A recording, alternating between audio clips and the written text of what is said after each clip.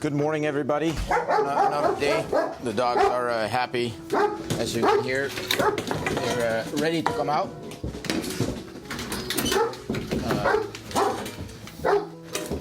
Carl is always jealous.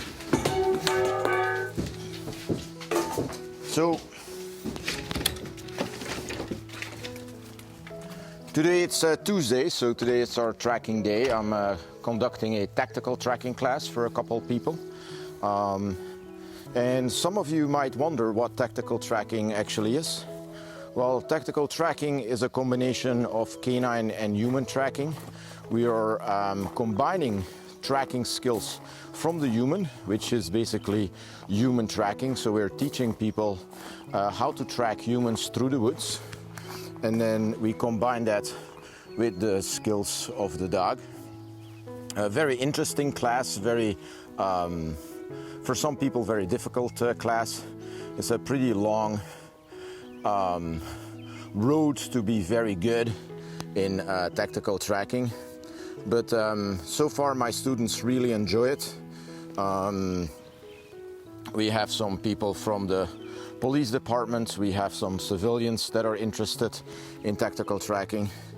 And one of the biggest aspects what the police students say is that it's very close to a forensics class because we really pay attention to detail. So that's what's going to happen.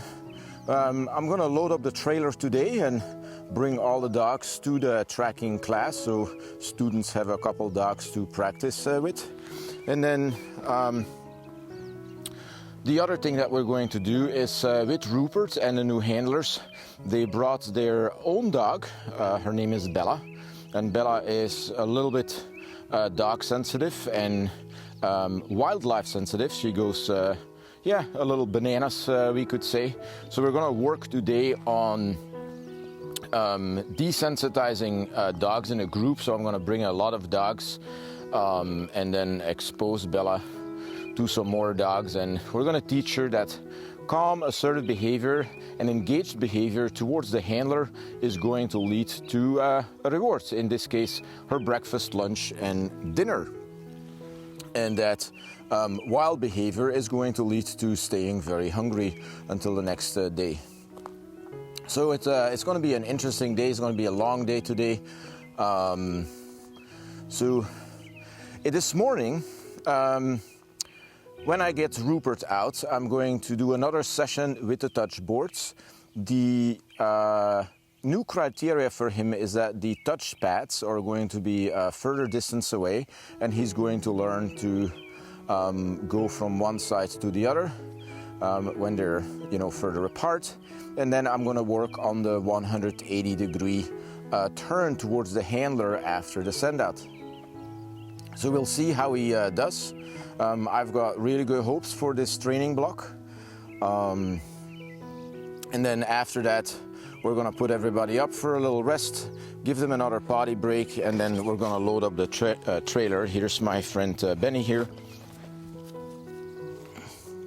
And the grass is still super sweet, so everybody loves eating the grass, which is pretty cool. Hi Benny, say hi to the group here. And there's my friend Darla and Boona. Hi Boona.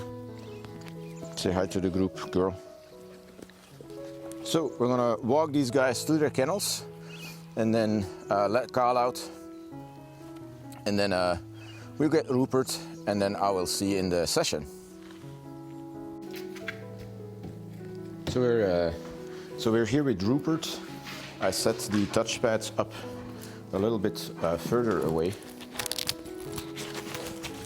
He's looking at my pockets because I opened it and grabbed my clicker. Nice. From the get-go, I have that almost 180 degree, which I absolutely loved.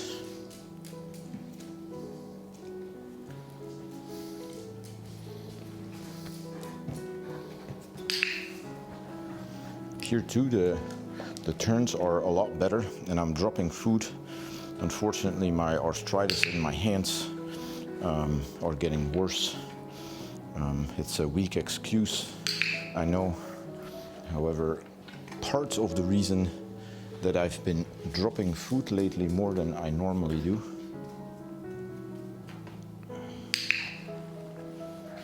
very nice. Let's try this one more time.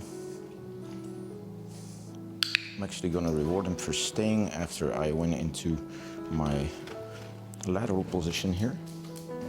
A little bit premature, he was anticipating. No.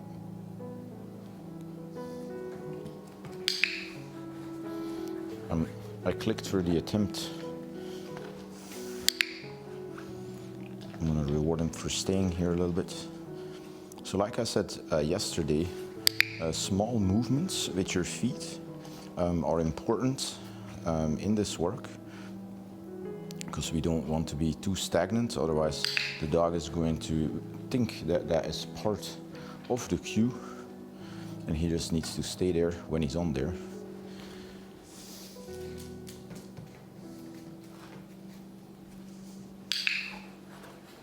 Very nice. As you can see, we're making a lot of improvement here. And again, I'm going to reinforce him for staying. I'm going to show him some different sides here while he's staying on the touchpad.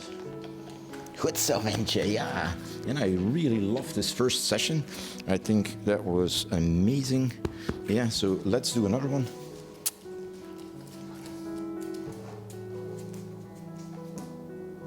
And let's try again. No. And he has a little bit of difficulty finding the turn today. There we go. He did find it. Very nice.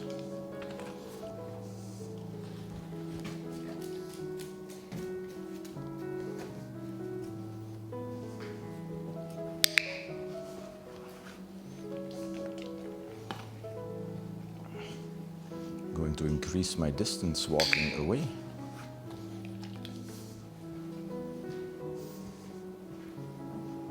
While he stays on the touchpad. Very nice.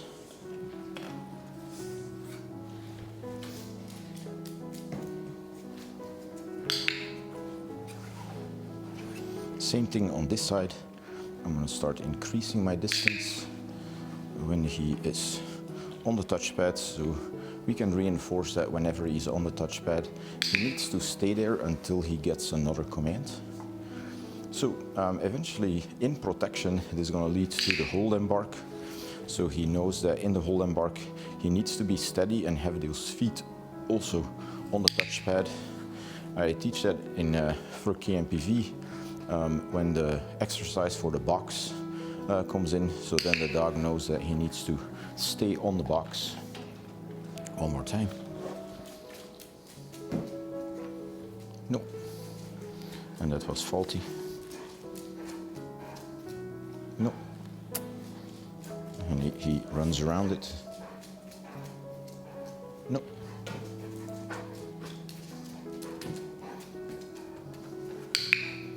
So his attempt to turn was correct, but his feet didn't touch the touchpad, so hence no reward.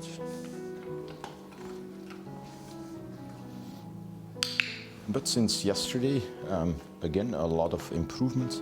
I really like it.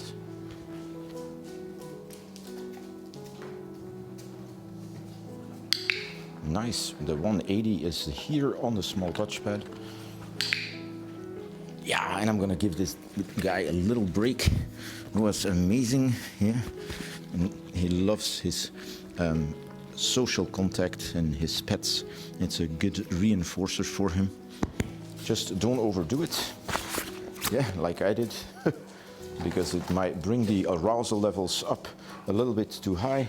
And when the arousal levels are up very high, concentration often goes down.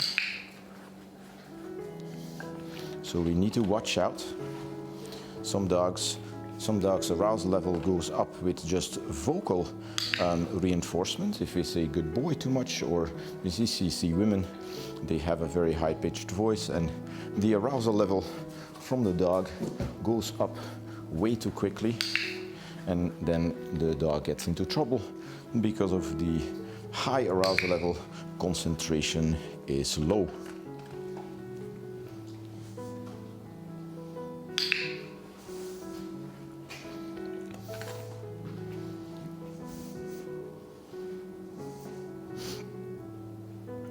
Even though I'm in position, I keep my feet moving. One important thing. And I went sideways, so sideways motion doesn't always mean that he's going to get a next cue. No. I didn't give him the reinforcer, the visual cue better. Now he can go.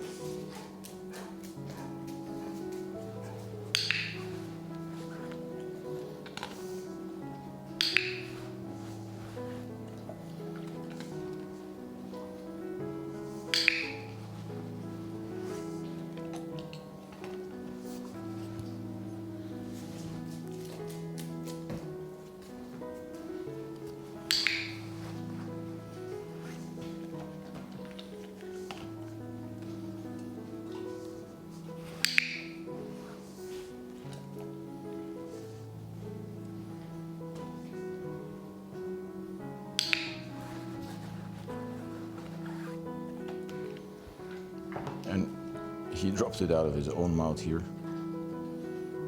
There's one kibble on the touchpad. I'm gonna snitch it away from him.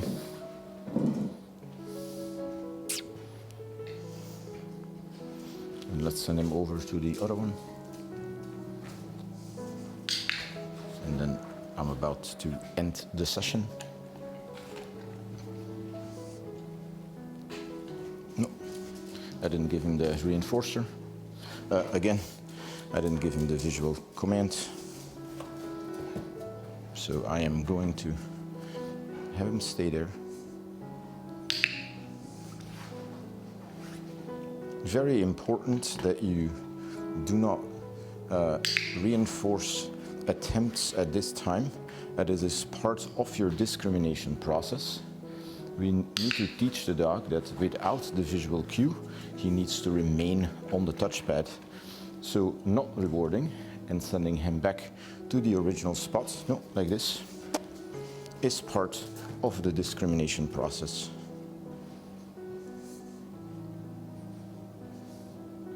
So. And I clicked just for going.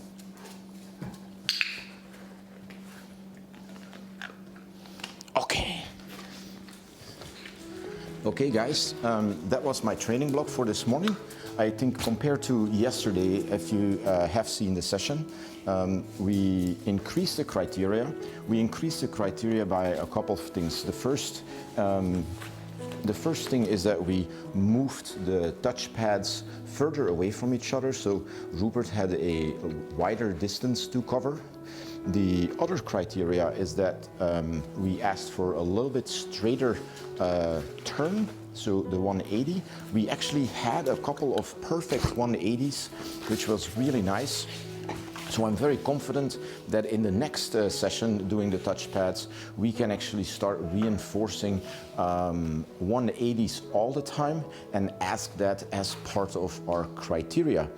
The other thing that we did is we increased the duration on the touchpads, and we asked Ruppert to stay on the touchpads a little bit longer, and we were more precise in our discrimination process from the visual cue to the touchpad, and taught him that he cannot leave the touchpad until he has the cue. So overall, good progress. I can't wait for the next session. However, this morning and late in the afternoon, like I said, we are going to go tracking. We're going to load up the trailer. Ruppert is going to spend some time with his handler. We are going to introduce probably Ruppert to their other dog, see how that goes. It all depends on the day. I don't guarantee that is going to happen today, but that might be a possibility. But anyway, a fun day. Thank you guys again for subscribing to my website. It is thanks to all of you that I can make these videos and share a little bit of my knowledge and have these unedited videos behind the scenes. So thank you again, and I will see you in the next session.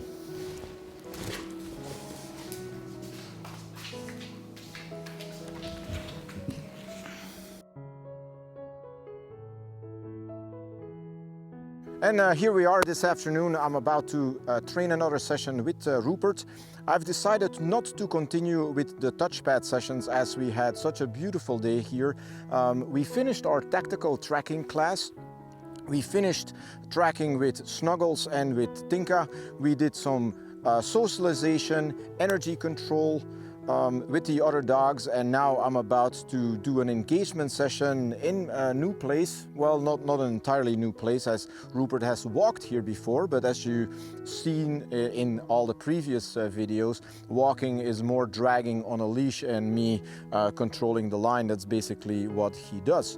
So I'm going to put him on a retractor line. I'm going to ask for focus, and depending on how that focus session goes, I might ask for some basic position, a sit, or some other behavior. So without further ado, let me go get him and I'll see you in the session. So we're here with Ruppert.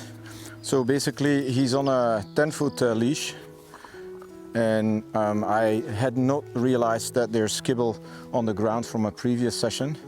So I'm basically going to stand here and let him do what he wants to do, sniffing. And of course, what he's going to realize is that when he doesn't pay attention to me, he's not going to get anything. And when he pays attention to me, he's going to get food. What I should have checked is the area to see if there's no other kibble or stuff. So this is one of the most important parts of training that people skip too much. So they immediately go to walking, or thinking that their engagement that they have in the house is going to be the same outside. So for him, there's a lot more salience in this area. There's scars, there's a lot more salient smells, and what he needs to realize is that if he pays attention to that, he's not going to get anything. So other trainers would correct this immediately. The checking out here. I don't do that. I need to teach my dog that he has other options, and the other options are checking in with me.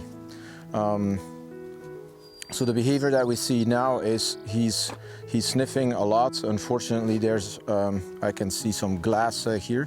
So he's checking in, so I'm going to reward him.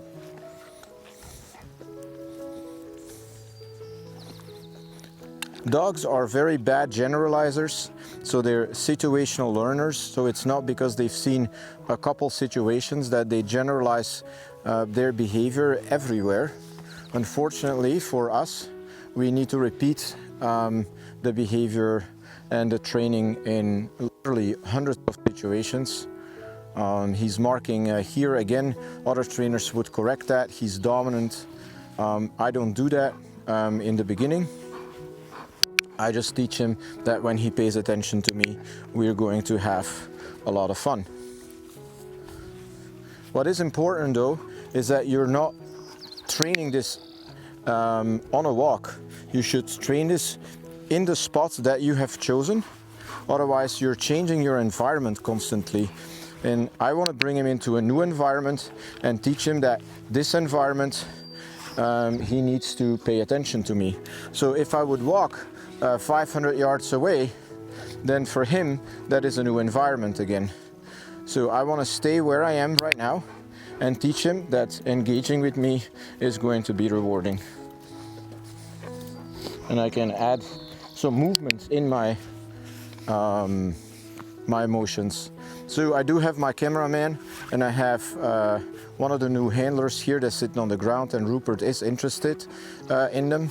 So one of the things that we need to do is, when we do this by ourselves, is to make sure that you have nobody else around you, that you come to a place that is pretty much secluded, but where there's wildlife and the occasional car, and that he understands that the engagement with you is the only thing that matters.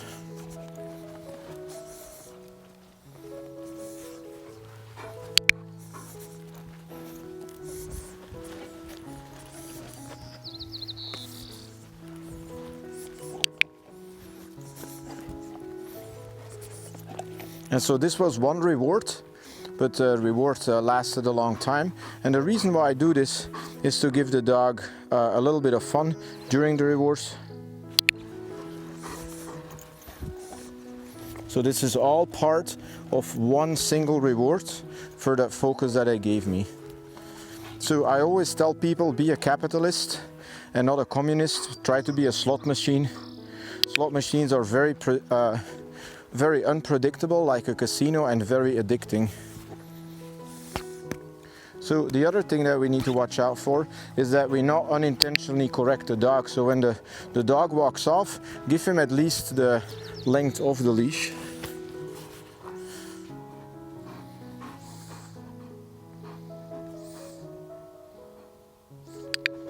And I was waiting for a little bit of eye contact here.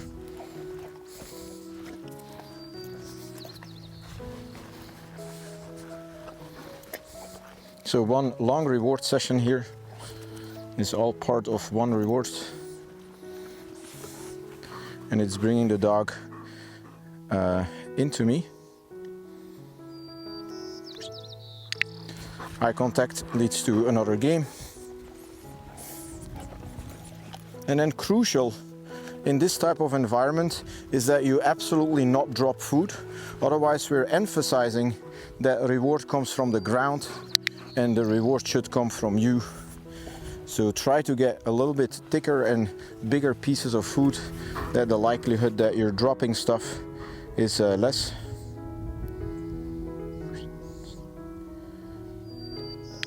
Good, and I was waiting for eye contact. That is part of my criteria here.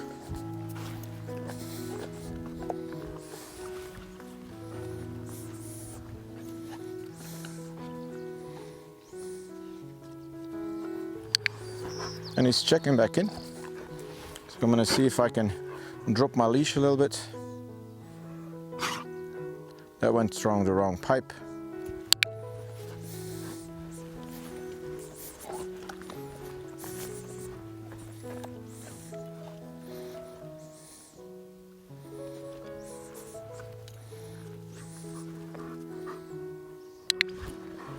He stays with me, which is great.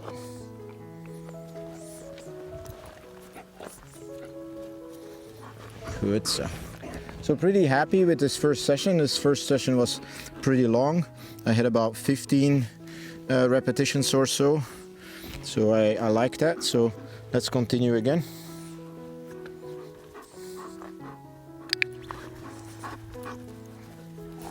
Very important work, guys. And here I made a crucial mistake, is I dropped food.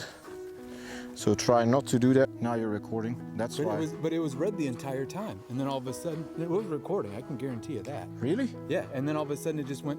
It just had this little loading wheel that came up, and then it went into the lock screen. Okay, so we have some video troubles here, guys. The video, I've been working with Ruppert about 10 minutes. We just restarted the video, and hopefully it keeps continue to record. So what I said in the previous video is that engagement work is super important. Dogs are systematical learners, situational learners, and they're very bad generalizers. So we need to do this all the time. I have a cameraman here, and an observer, which is a little bit too much. And because I've been in this session for almost 10 minutes, I'm almost done. Ruppert's attention span is about toast.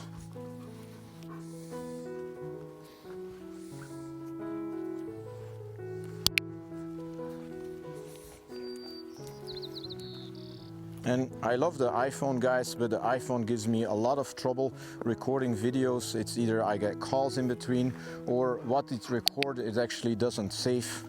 It happened before that in the middle of the video stops. So I think I need to switch to a dedicated camera system. Can you turn that radio off for me? So it is very frustrating. These phones are very expensive, but then half of the time they don't work.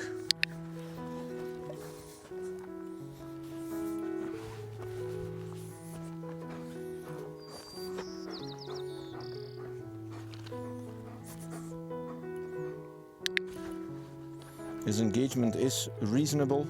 He seems lazy too. So let me see. He's still doing okay.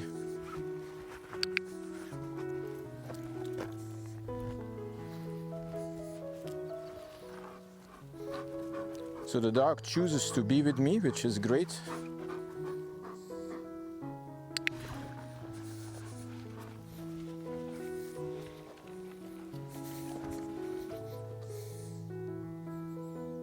And so what you can see is on the training center we can start creating a lot of behaviors. Outside we still need to work on engagement, which I think it's important before we bring the training to another location.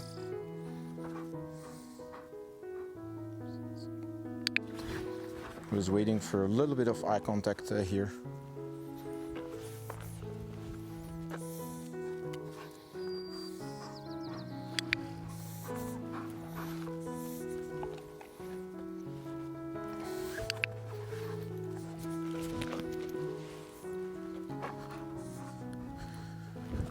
Good job, guys. If the camera can come down a little bit.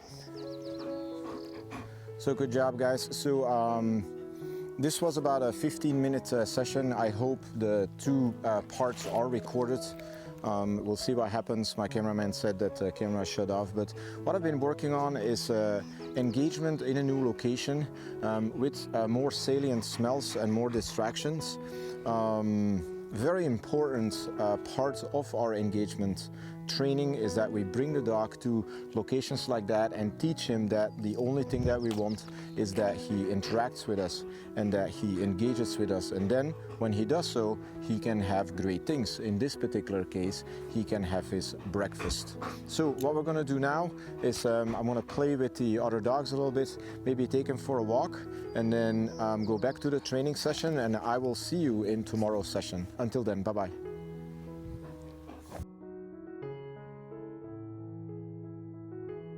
We're just letting them stretch their legs after a long morning of training.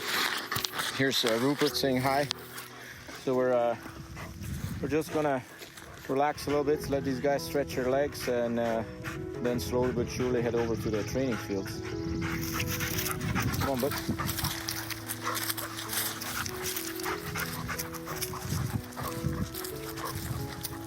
Ruppert would love to be off leash, but unfortunately for him, he has earned that privilege yet, especially based upon the session earlier. We can still see that he's interested in everything else but me. Darla, on the other hand, has. Yes, sweetie.